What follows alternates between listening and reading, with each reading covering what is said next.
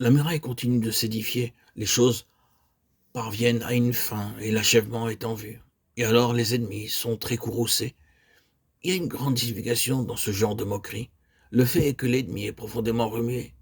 Cette colère signifie que Satan reconnaît qu'il y a ici quelque chose dont il doit tenir compte. Qu'importe ce qu'il peut feindre extérieurement en secret, il est conscient qu'il y a quelque chose ici qui va ébranler son royaume jusqu'à ses bases. Souvenez-vous de tout cela. Si un jour de colère se déclare, c'est une indication, c'est réellement élogieux. C'est une reconnaissance du fait qu'il y a quelque chose ici qui en vaut la peine. Vous ne pouvez pas expliquer la colère du diable sauf par le fait qu'il doit se rendre compte de quelque chose dont l'importance va même au-delà de notre appréciation. Il doit y avoir quelque chose qui a pour lui de l'importance. Ses ennemis étaient très courroucés à cause de leur colère et complotèrent de venir livrer bataille.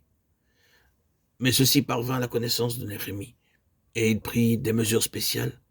Il arma le peuple qui travaillait, non seulement d'une truelle dans une main, mais d'une épée dans l'autre. Quand les plans d'ennemis sont connus, la moitié de la victoire est à vous. Ainsi, la conspiration échoua. L'opposition prit de nombreuses autres formes. Vous êtes au courant de la lettre. Ayons ensemble une entrevue dans les villages de la vallée d'Ono, Néhémie 6.2. Examinons cette question sous toutes ses faces. C'est très rusé. Néhémie en est conscient. Ils avaient l'intention de lui faire du mal. Ils voulaient l'assassiner. Voilà ce à quoi cela se résume. Et il dit, j'ai un grand ouvrage à exécuter. Et je ne puis descendre.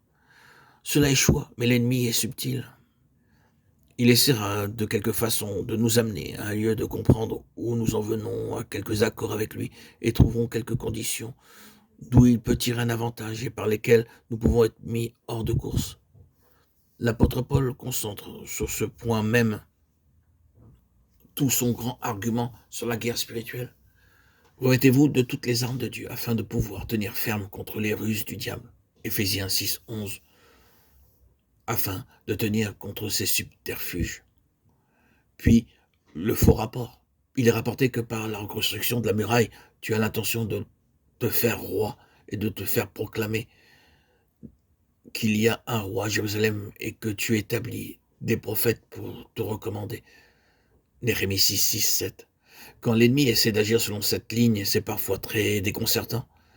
C'est une horrible suggestion. Tu essaies de te faire un nom, de te donner une place. Tout ceci, après tout, n'est qu'un mobile secret personnel pour acquérir de la notoriété, pour être quelqu'un et faire quelque chose qui poussera le monde à te considérer.